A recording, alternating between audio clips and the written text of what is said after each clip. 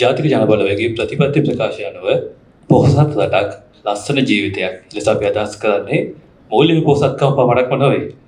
සදාචාරය, සංහිඳියාව, සහකම්පනය, විශ්වාසය සහ ආදරයෙන් පොහොසත් රටක්.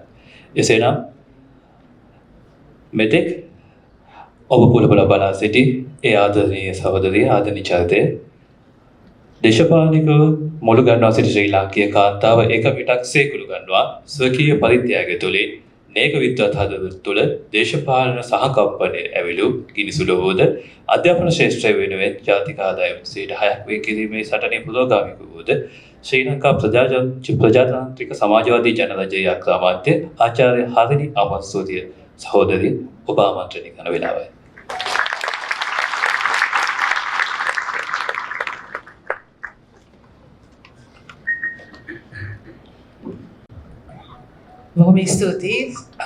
Thank you very much. Good evening.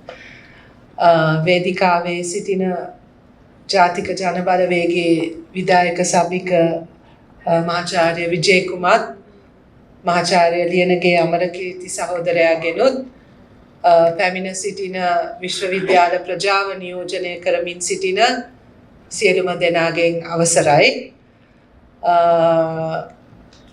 මම අද මං හිතන්නේ මේ ප්‍රජාවත් එක්ක මැතිවරණ කතාවක් කරන එකේ වැඩි තේරුමක් නැහැ කියලා මම හිතනවා.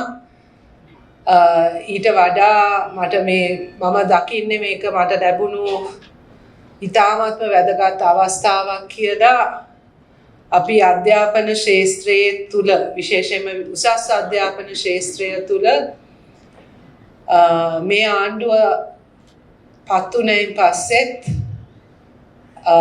මේ පහුගිය කාලේ මට ලැබුණු අත්දැකීම් හරහත් අපි උසස් අධ්‍යාපනයේදී අපි මුණ පාන ගැටලු කිහිපයක් පිළිබඳවත් අපි සියලු දෙනාගේම මේ ශිෂ්ට සම්පන්න පුරවැසියෙක් නිර්මාණය කරන්න උත්සාහ කරන ඒ ගමනේ අධ්‍යාපනය අපි ස්ථානගත කරන්න බලාපොරොත්තු වෙන විදියත් ඒ තැනත් ඒ සඳහා අපිට තියෙන අභියෝගය ගැන ඔබ සමග පොඩි සංවාදයක් කරන එක ප්‍රයෝජනවත් කියලා මට හිතුණා. Today I won't be doing a sort of a very political speech or a speech that is focused on the election campaign. I think others have already spoken about that. But I think this is an opportunity I have. This is a rare opportunity I have, where I'm with the university community in this kind of setting, maybe to share some thoughts about higher education, government policy on higher education, and the challenges that we face, and to engage in a dialogue with you about what we need to do in the future and how we are actually going to tackle some of these issues. ඔබ දන්නවා අපිට අපේ අධ්‍යාපනය පිළිබඳ විශාල අවධානයක් අපි දෙන්න බලාපොරොත්තු වෙන රජයක්. ඒක මේ ශිෂ්ට සම්පන්න පුරවැසියෙක් දියුණු මානව සම්පතක් කියන ඒ අභිලාෂය අපිට අධ්‍යාපන ප්‍රතිපත්තියත් එක්ක ඉතාමත්ම කිට්ටු සම්බන්ධයක් තියෙනවා. අපි විශ්වාස කරන විදියට මේ රට අපිට ලැබුණේ මේ තියෙන විදියට පවත්වාගෙන යන්න නෙවෙයි. ජනතාව අපිට බලය දුන්නේ යම්කිසි නෙවෙයි. අත වශයෙන්ම බැරෑරුම් වෙනසක් බලාපොරොත්තු වෙලා. බැරෑරුම් සමාජ පරිවර්තනයක් බලාපොරොත්තු වෙලා. ඒ පරිවර්තනය කරන්න සුදුසු මානව සම්පත බිහි කරන එක අපි හිතනවා තීරණාත්මක වැඩක්. ඒ මානව සම්පත බිහි කරන්න නම් අපේ අධ්‍යාපනය ගැන මට හිතනවා අපිට අලුතින් සාකච්ඡාවක් අවශ්‍යයි, අලුත් පරිකල්පනයක් අවශ්‍යයි, අලුත් විදියට අපිට මේක ගැන හිතන්න වෙලා තියෙනවා. ඒක මං හිතන්නේ අපි අද ඊයේ පටන් ගත්ත එකක් නෙවෙයි අමරේ. අපි කාලයක් තිස්සේ කතා කරපු දෙයක්. මේ වෙනස කරන්න නම් ඇතට එක අතකින් එතන දේශපාලන වැඩක් තියෙනවා, මේ ආර්ථික වැඩක් තියෙනවා, මේ ඔක්කොම තියෙනවා. මම හිතන්නේ මේ කඩා වැටුණු රට ආර්ථිකව ගොඩනැගීම අපිට තියෙන ප්‍රමුඛ කාරණයක්. ඒක ගැන කිසි කතාවක් නැහැ. නමුත් අපේ රට බිඳ වැටිලා තියෙන්නේ ආර්ථිකයෙන් විතරක් නෙවෙයිනේ. අපේ රට මේ වෙලාවේ මුහුණ දෙන ප්‍රධාන අරගල, ප්‍රධාන අර්බුද ආර්ථිකයේ එහාට ගිහිල්ලා අපි සමාජය සංවිධානය කරන විදිහේ ඉඳන්ම අපි සමාජය ගැන හිතන තැනේ ඉඳන්ම අපිට ප්‍රශ්න රාශියක් මුහුණ දෙන්න සිද්ධ වෙලා තියෙනවා. එතන අපිට මේ වෙලාවේ අපිට සමාජයක් කියන දෙයක් තියෙනවද කියන තැනේ ඉඳන් සමාජයක් කියන්නේ මොකක්ද කියන තැනේ ඉඳන් අපිට හිතන්න වෙලා තියෙන තැනකට අපිපත් වෙලා තියෙනවා. So what I was trying to say is that the aim of if you look at the vision, not the aim, the vision, our political vision, it's not just about sort of a linear idea of progress or development, but a more significant transformation of society that we are anticipating or that we want. We want our society to be a different kind of society, to be organized on different principles, to be organized to be a more civilized society. So in that sense, we need to have a much more robust discussion about what we mean by civilized. And that requires a reorganizing of the way we think about society and indeed our very definition of society. And in regard to that, we think the education sector has a huge role to play, a significant role to play in at least in producing the kind of people or producing the ideas that can flourish or sustain such a society that is ready for this kind of transformation. Mahitane other අපිට ලෝකයේ වටෙන්ම ලැබෙන ප්‍රවෘත්ති ගැනත් හිතනකොට අපිට හිතන්න බොහෝ දේවල් තියෙනවා. අපි විශ්වාස කරන අපි නිකන් හිතන අපේ සමාජය තුළ තිබිය යුතු දේවල්, සාමාන්‍ය දේවල්, නිකන් ඩෙමොක්‍රසි කියන එක, රෙස්පෙක්ට් කියන එක, ඩයිවර්සිටි කියන එක, responsibility කියන එක, community කියන එක, public කියන එක, මේ සියල්ලම අද අභියෝගයකට පත් වෙලා තියෙන මොහොතක අද ලෝකයේම අර්බුදකාරී අදහස් වලින්, විශේෂයෙන්ම අදහස් වලින්, සංකල්ප වලින් අපහැදිලිතාවයක්, uncertainty එකක් තියෙන වෙලාවක මෙවැනි පරිවර්තනයකට අපි සූදානම් වෙනවා නම් ඒ අදහස්, ඒ පරිවර්තනය සඳහා තිබිය යුතු අදහස් සහ සංවාද ඇති කරන්න පුළුවන් ප්‍රජාවක් ඒ සිද්ධ විය යුත්තේ කොහෙන්ද කියන එක ගැන මම හිතන්නේ අපිට හිතන්න වෙනවා. එතකොට අපිට අහන්න වෙන්න ප්‍රධාන ප්‍රශ්නයක් තමයි අපේ අධ්‍යාපන ක්‍රමය, අපේ විශේෂයෙන්ම උසස් අධ්‍යාපන ක්‍රමය මේ විදිහේ පරිවර්තනීය මොහොතකට, මෙවැනි පරිවර්තනීය ව්‍යාපාරයකට අවශ්‍ය විදිහේ අදහස් නිර්මාණය කරන, අදහස් හෝ සංවාද ඇති කරන තත්වයකට අපි ඇති වෙලා තියෙනවද? එහෙම කාර්යභාරයක් අපෙන් බලාපොරොත්තු වෙන්න පුළුවන්ද?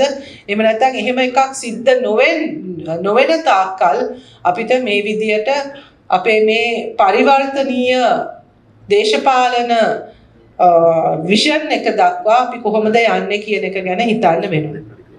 ඒතකොට මෙහෙම අපිට විෂන් එකක් තියෙන අතරේ මේ පරිවර්තනීය සමාජයක්, අලුත් විදියකට සංවිධානය වෙච්ච සමාජයක්, කලෙක්ටිව් එක ගැන, පබ්ලික් එක ගැන, සෝෂල් ගුඩ් කියන එක ගැන අලුත් විදියට හිතන සමාජයක් බිහි කිරීම ගැන අපේ ප්‍රතිපත්ති ප්‍රකාශනය තුල තියෙන අතර මම එදිනෙදා අධ්‍යාපන ඇමති හැටියට මට සිද්ධ වෙලා තියෙන්නේ මොනවා වෙනුවෙන් මගේ කාලය යොමු කරන්නද. එතකොට තමයි මම හිතන්නේ අපි අපේ සිස්ටම්ස් කොච්චරක් දුරට කඩා වැටිලාද කියන එක ගැන මම හිතේ අපි කීප වතාවක් හම්බ වෙලා තියෙනවා මේවා කතා කරලා තියෙනවා. මෙන්න අපි හදනවා දැන් මේ අධ්‍යාපනය අන්න අර ට්‍රාන්ස්ෆර්මේෂන් එකට යන්න පුළුවන් ඩිවලොප්මන්ට් එක කරන්න. මම මොනවද මේ දවස්වල අධ්‍යාපන අමාත්‍යාංශයේ කරන්නේ? right? ගැප් එක ගැන අපි චුට්ටක් හිතමු. right? I mean, I really want to, I'm being very open here. On the one hand, we are talking about the kind of transformation required or the transformation in the education system that is required to lead us to this kind of transformational society, change in a more civilized society. But I want to describe to you, while we are thinking about that, now I have been in the Minister of Education for about 1.5 months, about 6 weeks. What my preoccupations have been with the Ministry of Education. ප්‍රථම කාර්යය ඔබතුමන්ලගේ ඔබතුමියලගේ leave application sign කරන එක. හැමදාම හවසට මගේ මේසයට එනවා මෙච්චරක් විතර file තොගයක්. ඒ file වලින් භාගයක් විශ්වවිද්‍යාලයේ ඔබතුමන්ලගේ ඔබතුමියලගේ foreign leave applications. එතකොට ඒක සයින් කරන එක මගේ එක කාර්යයක්. මේ මම අධ්‍යාපන ඇමති හැටියට කරන දේවල්. right? එතකොට that means then I don't know how many years have we had our universities. Still we have not been, දැනට මම හිතන්නේ මමත් යුනිවර්සිටි ඉන්නකොට we started an online system for this. Right? It's still there, but I still get a file that I have to sign. Right? The Minister of Education is approving your leave application. Your 3-day trip to Thailand or to Bangkok or to the Philippines for some conference, the Minister of Education is approving. Right? This is how ready we are for this transformation. Right? ඊළඟ අර්බුදය. Grade 1 admissions. Right? බරපතල ප්‍රශ්නයක්. විශ්වවිද්‍යාල ආචාර්යවරුන්ගෙන් එන request, අපේ වෛද්‍යවරුන්ගෙන් එන request, රාජ්‍ය නිලධාරීන්ගෙන් එන request දැන් මේ මොහොත වෙනකොට මිනිස්ට්‍රි එක මට දැම්මම කියලා තියෙන්නේ දැන් මැඩම් එන අවුරුද්දේ grade 1 admissions වලට අපි සූදානම් වෙන්න ඕනේ. කෝටා ටිකට තියෙනවා 75ක් විතර. 125ක් තමයි ඊට පස්සේ ඉතුරු මෙරිට් එකෙන් හෝ ක්‍රයිටීරියා අනුව තියෙන්නේ 125යි. 175 කෝටා ටික දීලා ඉවරුණා. හරි. ඒ කියන්නේ අපි අදටත් තාම මං කියන්නේ ඒක කාගේවත් වැරද්දක් නෙවෙයි. I'm not blaming anybody for this competition. This is the reality that we have to deal with. Right? ඇයි මේක වෙලා තියෙන්නේ? එතකොට එක අතකින් තවත් අතකින් අපේ මිනිස්ට්‍රි එකේ අය කියනවා Ministry of Education එකේ කියනවා මිනිස්ට්‍රි එකට ජොබ් එකකට එන්න ප්‍රධාන මොටිවේෂන් එක මිනිස්ට්‍රි එකට ආවම පොඩි chance එකක් තියෙනවා ළමයාව ඉස්කෝලේක හොඳ ඉස්කෝලේකට දාගන්න. ළමයාව ඉස්කෝලේට දාගත්තාට පස්සේ ආයෙත් මිනිස්ට්‍රි එකේ වැඩ කරන්න කවුරුවත් කැමති නැහැ. හරි? It is a grade 1 admission. Now why? We have over 10,000 schools in this country.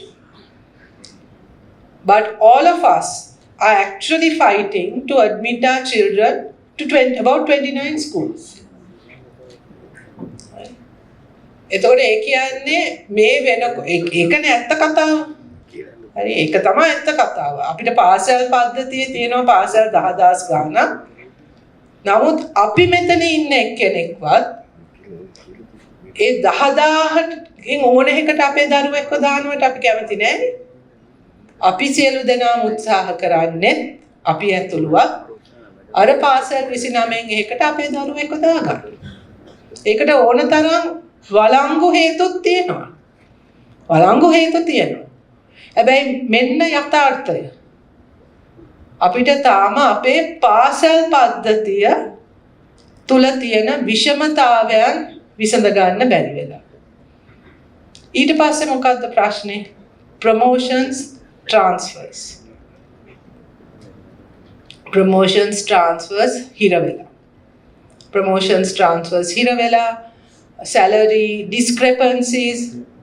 මම මේ පහුගිය සති ගාන තුලම වෘත්තීය සමිති එක්ක සාකච්ඡා කරමින් සිටියේ ඔවුන්ගේ මතුවලා තියෙන ප්‍රශ්න. එතකොට දැන් අපි අවුරුදු ගණනාවක් තිස්සේ කළා තියෙන එක වෘත්තීය සමිතියක ප්‍රශ්නයක් නිර්මාණය විසඳනකොට තව ප්‍රශ්න 10ක් විතර නිර්මාණය කළා තමයි ඒකට අපි උත්තරේ හදලා තියෙන්නේ. මේක විශේෂයෙන්ම බලපානවා ස්කූල් සිස්ටම් එකට. Our interventions in the past, whatever has happened, our solution to one problem has created 10 other problems. What has been offered as a resolution. So for instance, today in the school system, you think you have problems as university lecturers, right? In the school system, if you are promoted as a principal right now, or as a Sri Lanka teacher educator, you are placed on a salary scale that is lower than that of a teacher. Right? So what is the motivation for anyone to actually to apply to become a principal unless you're unable to be a teacher and therefore you want to be a principal? Right? No right thinking person will want to be a principal because you are placed on a lower salary scale, or to be a teacher educator. So we have colleges of education where the lecturers are on a lower salary scale than a school teacher. Not because the teachers are getting a fabulous salary, right? I mean, the teachers are getting far from fabulous salaries. It is because those other grades or the other other professions within the education system, absolutely essential systems, have not had their issues resolved for years. අපිට colleges of education වල මම ළඟදී හම්බ වෙච්ච අවස්ථාවක අපි ministry එකෙත් කතා කරා. 2021 interviews තියලා තියෙනවා to recruit about 700 into the colleges of as teacher educators. 2021 තාම මේ process කරනවා මේ applications. Interviews තියලා exams තියලා තාම අපි පත්‍රීම් දීලා නැහැ. 2021 සිට මේක කරන අතර දැන් මේක හිර වෙලා තියෙන අතර එතකොට අපි අලුත් දැන් අපේ policy decision අපි නෙවෙයි ආණ්ඩුව අරගෙන තියෙනවා policy decision එකක් to strengthen the technology and science stream in education. We all agree, good idea, right? So with a foreign grant, we have built a college of education in Kuliyapitiya dedicated for teaching teachers in technology and science education. Now the building is already about to be handed over, right? The country that gave the grant to build the building, am I speaking correct English? My mind is failing at this time of the time. The building is ready. The equipment is going to be delivered in a couple of weeks. Professors from that particular country are arriving to train the teachers who are going to be the lecturers who are going to be teaching the TOT. Curriculums are being planned. Small problem. We have not recruited anybody into the College of Education. Neither the staff nor the students. දැන් මේම අවුරුද්ද අන්තිම වෙනකොට මේ project එක අපි ආරම්භ කරන්න ඕනේ. හරි? එතකොට දැන් අපි මේවා ටික විසඳන අතර හරි. එතකොට තව තැනකින් අපේ one month, well, I met with the student unions.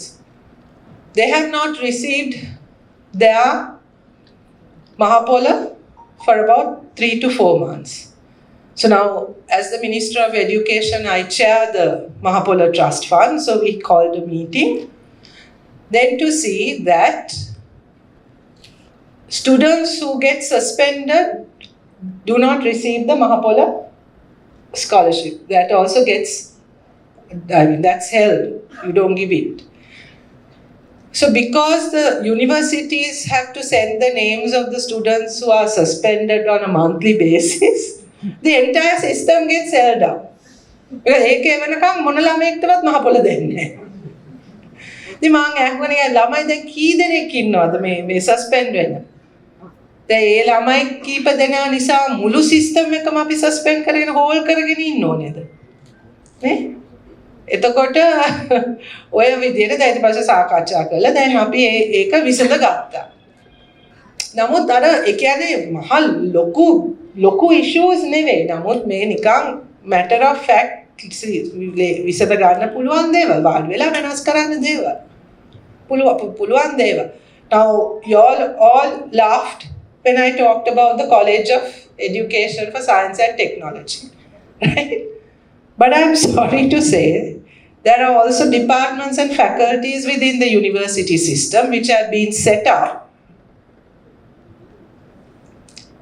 and which are delivering courses, supposedly, and the students are graduating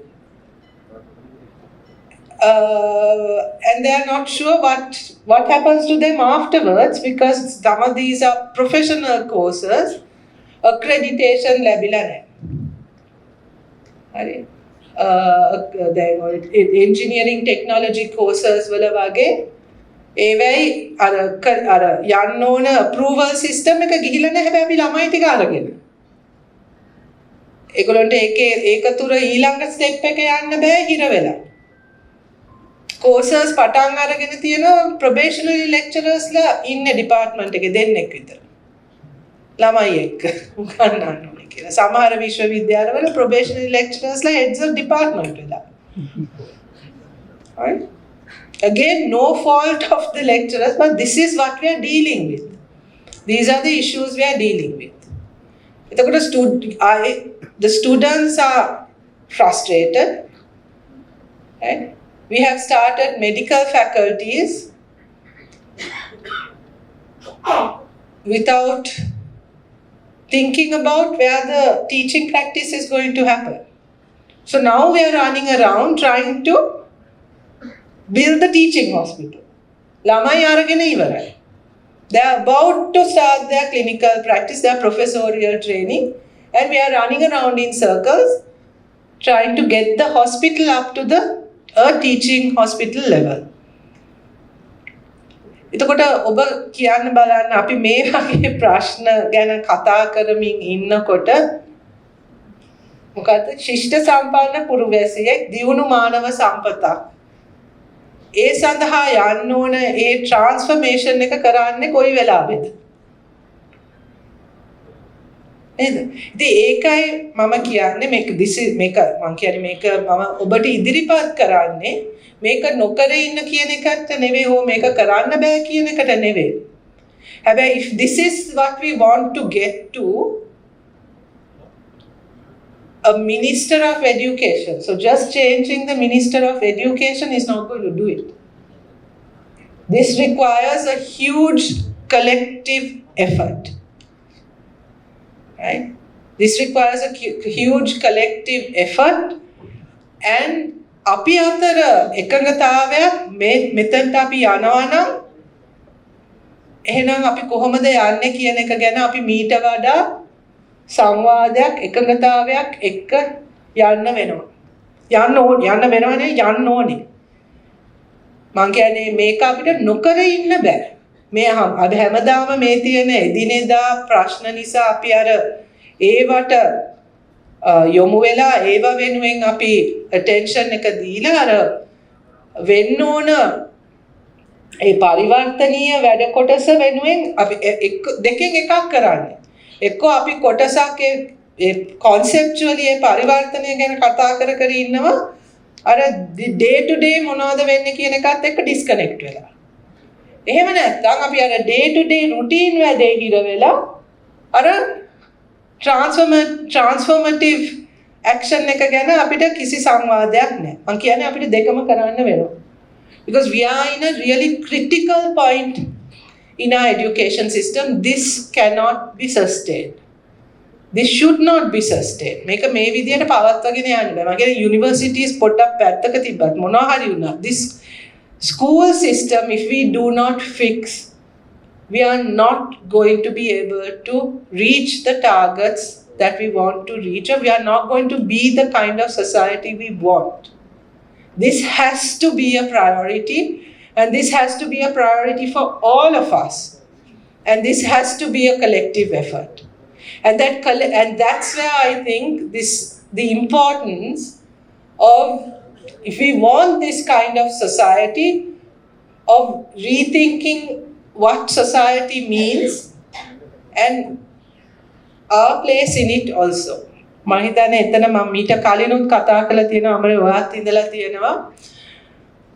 අපි කරන්න හදන වෙනස තුල මම හිතන්නේ මේ පහුගිය කාලය තුල වෙලා තියෙන වෙනසක් එක්ක මාග්‍රට් තැචර් කියපු කතාවක් මට නිතර මතක් වෙනවා. ඒක මම හිතන්නේ දැන් තවත් අපි මතක් කරගත්තොත් හොඳයි. එයා එතුමිය කොහේ හරි කියනවා there is no such thing as society. There are individuals and there are families. එච්චරයි. right? ඔන්න අපිට අපේ රටට වෙලා තියෙන වැඩෙත් ඒක තමයි. There are individuals, there are families. Society කියන දෙයක් නැහැ. Public කියන දෙයක් නැහැ. Society එකක් වෙනුවෙන් public එකක් වෙනුවෙන් public institutions වත් පෙනී ඉන්නේ නැහැ. එතකොට I think if we agree that education is a public good, right?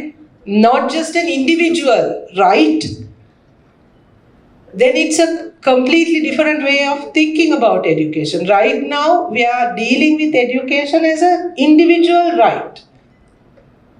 You have a right to be educated, so that's it. But if we think about education as a public good, how will we think about education? ළමයෙක්ට නිකන් අපි degree එකක් දෙන එක විතරද? එතකොට ඒ degree එකෙන් පස්සේ රැකියාවක් ගැන හිතන එක විතරද?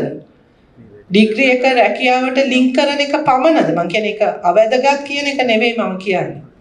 නමුත් අධ්‍යාපනයේ පොදු බවත් පොදු වටිනාකමක් තියෙනවා. පබ්ලික් ගුඩ් එකක් නා.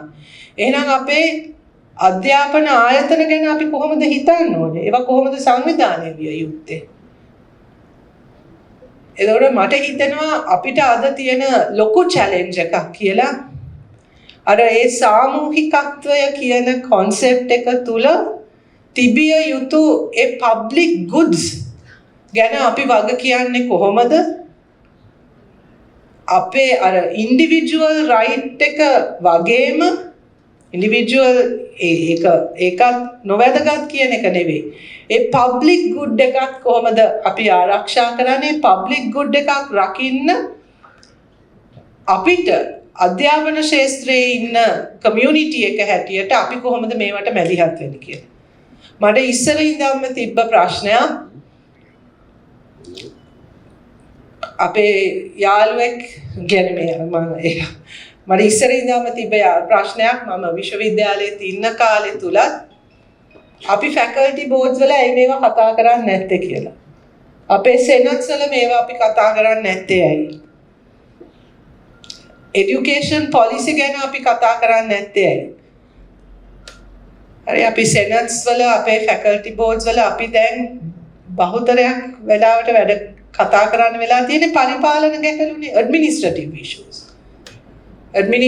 issues and then the policy directive එකක් එනවා UGC එකේ මම ඉන්න කාලේ එහෙමයි උනේ UGC එකෙන් කියනවා ඔන්න this is the project this is how you all do it we agree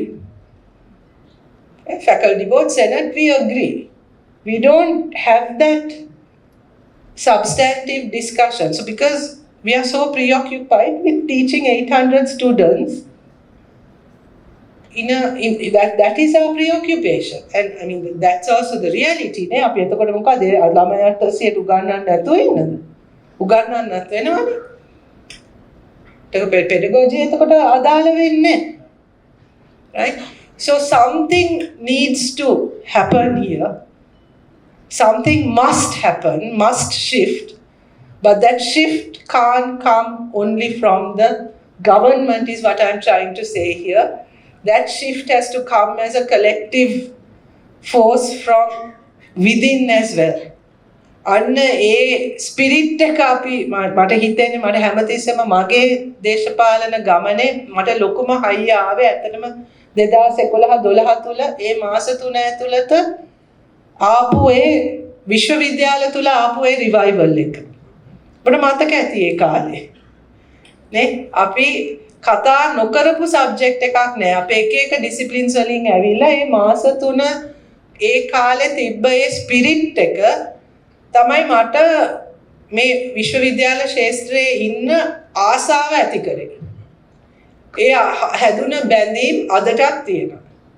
අපි එක තැන්වල ඉන්නේ.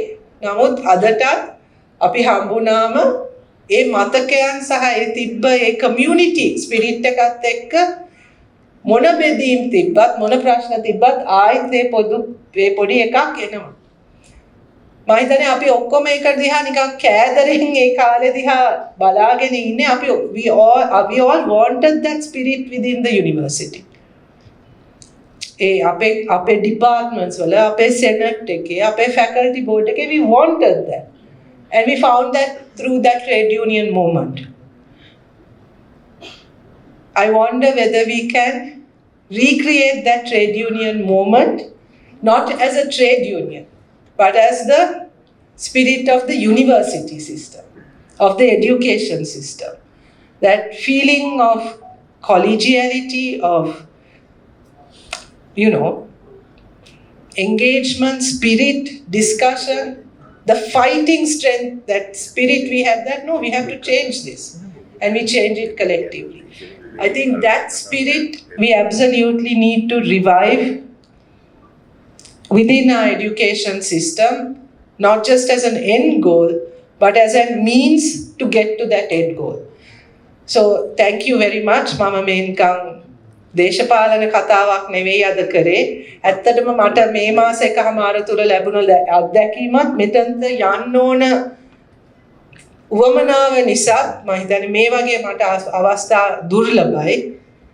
ඔබ සියලු දෙනා එක්ක මේ විදිහට කතා කරන්න මම ඒ අපීල් එක කරනවා ඔබ සියලු දෙනාට. මෙතනට අපි යන්න ඕනේ මේක පොලිටිකල් පාටි වැඩක් නෙවෙයි. ඒක පොලිටිකල් විෂන් එකක් නෙවෙයි මේ රටට ඒක අවශ්‍යයි. ඉතින් ඒ නිසා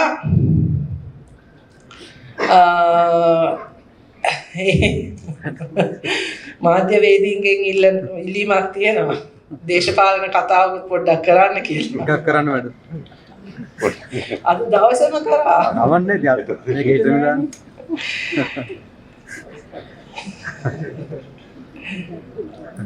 හරි. ඒ ඉල්ලීම කරනවා මම අපි මේක කොහොම හරි කරන්න ඕනේ. ඒක වෙනුවෙන් මම හිතන්නේ අපිට විශ්වවිද්‍යාල කමියුනිටි එක හරහා ඒ සංවාදය ගමු කියන ඉල්ලීම මම කරනවා. ඒක අපේ පාසල් පද්ධතියටත් අවශ්‍යයි. ඒ පාසල් පද්ධතිය තුල ඇති කරන්න උනත් ඔබ සියලු දෙනාට එතන මැදිහත් වෙන්න පුළුවන් කියලා මම විශ්වාස කරනවා. ඒ සඳහා මම ඔබට ආරාධනා කරනවා. අද දේශපාලන අද මේ මම හිතන්නේ අද අපි මේ වෙලාවේ වැඩ කරන්න උත්සාහ කරන්නේ අපිට අවශ්‍ය ශක්තිමත් ආණ්ඩුවක් ගොඩනගන්න. මෙතන ඒ ශක්තිමත් ආණ්ඩුවක් ගොඩනගනවා කියන්නේ අපිට වැඩ කරන පාර්ලිමේන්තුවක් අවශ්‍යයි. අපිට දැන් වැඩ කරන ජනාධිපති කෙනෙක් ඉන්නවා. ජනතාව වෙනුවෙන් වැඩ කරන ජනාධිපති කෙනෙක් ඉන්නවා. ඒක අපිට දැනෙන දෙයක් බවට පත් කරලා තියෙනවා. නමුත් අපිට කාලයක් තිස්සේ වැඩ කරන පාර්ලිමේන්තුවක් තිබ්බේ නැහැ. ජනතාව වෙනුවෙන් වැඩ කරන පාර්ලිමේන්තුවක් තිබ්බේ නැහැ. අපිට වැඩ කරන පාර්ලිමේන්තුවක් හදන්න ඕනේ. ඒ වැඩ කරන පාර්ලිමේන්තුව හදන්න නම් මේ නොවැම්බර් මාසේ 14 ඒ සැප්තැම්බර් 21 පටන් ගත්ත පරිවර්තනයේ දෙවනි පරිච්ඡේදය හැටියට අපි දකින්නේ. මම මේ කතා කරපු හේතු නිසා මේ හේතු ගණනාවත් එක්ක ඒක සිද්ධ වෙන තවදුරටත් මම හිතන්නේ සැකයක් නෑ අපි තුල මේ ආණ්ඩුව කාගේ ආණ්ඩුවක් ඉස්සරහටපත් වෙන්නේ කියන එක.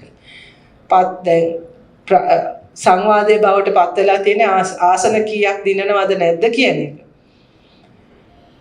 හැබැයි ඒක තුලත් අනුර සහෝදරයා අපි ඇත්ත වශයෙන්ම අපිව මුණ ගැහුණු වෙලාවක මේ කැම්පේන් එක පටන් ගන්න ඉස්සෙල්ලා අපේක්ෂකයන් හැටියට අපි සියලු දෙනාම හම්බෙච්ච වෙලාවක ඔහු ඉතාමත්ම වැදගත් දෙයක් අපිට මතක් කරා. අපි සංඛ්‍යාත්මක වෙනසක් විතරක් නෙවෙයි බලාපොරොත්තු වෙන්නේ පාර්ලිමේන්තුවේ ගුණාත්මක වෙනසක් කියලා. එතකොට අපිට කිසිම අවස්ථාවක ඒ ගුණාත්මක වෙනස අමතක කළා සංඛ්‍යාත්මක වෙනසෙන් විතරක් අපිට සෑහීමකටපත් වෙන්න බෑ. එතකොට එහෙනම් අපිට අහන්න වෙනවා ඒ ගුණාත්මක වෙනස ලබා ගන්න නම් එතකොට අපි අහන්න වෙන්නේ මොකටද අපිට පාර්ලිමේන්තුව කියලා. එතකොට පාර්ලිමේන්තුව තුලින් මොකද්ද අපි කරන්න යන්නේ කියන එක. එතකොට අපිට මෙතෙක්කල් පාර්ලිමේන්තුව කියන එක දැනුන්නේ නැහැ. නමුත් පාර්ලිමේන්තුවක් නියෝජිත ප්‍රජාතන්ත්‍රවාදී ක්‍රමයක අතිශයින්ම වැදගත් තැනක්. ප්‍රතිපත්ති හදන, නීති හදන, මුදල් පාලනය කරන ඒ ප්‍රධාන කාර්යභාරය තමයි පාර්ලිමේන්තුව තුල සිද්ධ වෙන්නේ. එහෙනම් මේ ගුණාත්මක වෙනස සිද්ධ කරන්න නම් අනිවාර්යයෙන්ම අපිට හිතන්න වෙන්නේ නීතිගරුක, ප්‍රතිපත්තිගරුක, හොරකම් කරන්නේ නැති සෙට් එකක් කරුණාකරලා පාර්ලිමේන්තුවට එවන්න කියන ඉල්ලීම තමයි මට කරන්න තියෙන්නේ. මොකද ප්‍රතිපත්ති හදන්න නම් අඩු ගානේ ප්‍රතිපත්ති මොනවද කියලා දැනගෙන ඉන්න ඕනේ. නීති හදනවා නම් නීති වලට ගරු කරන්න පුළුවන් අය වෙන්න ඕනේ. හොරුන් යවලා අයවැය අධීක්ෂණයයි පාලනයයි මුදල් පාලනයයි බලාපොරොත්තු වෙන්න බෑ. ඉතින් අන්න ඒ ඉල්ලීම තමයි අපි මේ දවස් තුල කරන්නේ. අපිට ඒ ගුණාත්මක වෙනස කරන්න පුළුවන් වෙන විදිහේ පාර්ලිමේන්තුවක් අපිට හදලා දෙන්න. ඒ පාර්ලිමේන්තුව එවැනි පාර්ලිමේන්තුවක් බවට පත් කිරීමට බලය තියෙන්නේ ඔබට. මම ඇත්තම කියනවා නම් අද නුවර ආපු නිසා ඒක මට නුවරට කියන්න පුළුවන්. මම නම් නුවර දිනයි කියලා හිතුවේ නැහැ. ජනාධිපතිවරණයේදී පුදුම බයකින් හිටියේ. මොකද අපිට හැමතිස්සෙම කිව්වේ නුවර කියන්නේ වෙනස් කරන්න බැරි දිස්ත්‍රික්කයක්. ඒක යම් කිසි නිකන් තියෙනවා ස්ටෑන්ඩඩ් විදි ඡන්දේ දෙන කියලා අපිට තිබ්බ. සහ මට පොඩි නිකන් මේ කොහොමද කියන්නේ නිකන් පොඩි පුද්ගලික සටනකුත් මෙතන තිබ්බා. මොකද මට පාර්ලිමේන්තුව තුල නාවලපිටිය නියෝජනය කරන මහින්දානන්ද අලුත්ගමගේ මන්ත්‍රීවරයා දිගින් දිගටම මට කිව්වා ඔයගොල්ලන්ට නුවර දිනන්නත් බෑ. නාවලපිටිය ඔයගොල්ලන්ට 200ක් එකතු කරලා මීටින් එකක් තියන්නත් බෑ කියලා මට දිගටම ඔට්ටු අල්ලලා හිටියේ පාර්ලිමේන්තුවේ. ඉතින් අද උදේ මට පුළුවන් වුණා ජනාධිපතිවරණයෙන් පස්සේ නාවලපිටියට ගිහිල්ලා නාවලපිටියේ ජනතාවට ස්තුති කරන්න.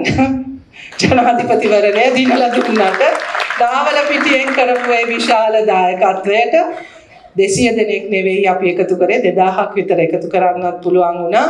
අපිට අනිවාර්යයෙන්ම විශ්වාසයක් තියෙනවා නාවලපිටියෙන් ඊළඟ මහමැතිවරණයේදී අපේ නියෝජිතවරයා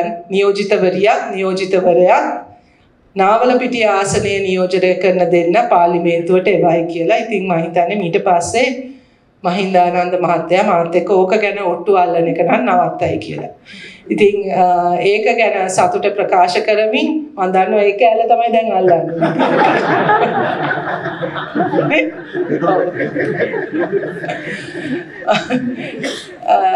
ඒක එකක් මතක් කරමින් ඔබ සියලු දෙනාටම නොවැම්බර් මාසේ 14 වෙනිදා නුවර දිස්ත්‍රික්කයට දෙවනි ඓතිහාසික ජයග්‍රහණය ලබන්නත් අපිත් එක්ක සම්බන්ධ වෙන්න කියන ඉල්ලීම කරමින් මම නතර වෙනවා. ඔබ සියලු දෙනාටම බොහොම ස්තුතියි. සුබ රාත්‍රියක්.